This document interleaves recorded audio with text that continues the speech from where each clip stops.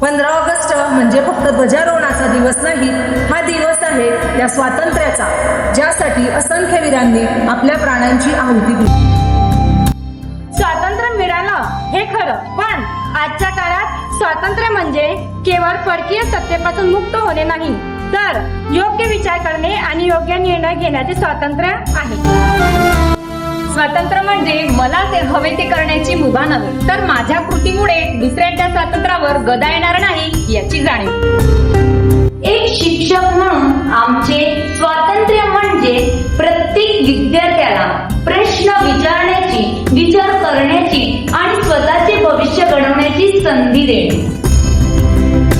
पालकांनो, आपल्या मुलांना फक्त चांगले गुण मिळवण्याचे स्वातंत्र्य देऊ नका, त्यांना चांगला माणूस होण्याचे स्वप्न पाहण्याचे स्वातंत्र्य द्या. समाज म्हणून आपले स्वातंत्र्य तेव्हाच खरे ठरेल जेव्हा जात, धर्म, भाषा आणि आर्थिक परिस्थितीच्या पलीकडे जाऊन आपण प्रत्येक माणसाचा सन्मान करू.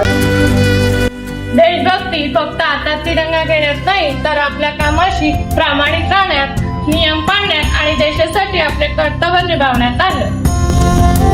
आज आपण आपल्या विद्यार्थ्यांना एक वचन देऊया. त्यांच्या हातात पुस्तके नाही, तर ज्ञान, संस्कार, आत्मविश्वास आणि स्वप्नांची ताकद देऊया.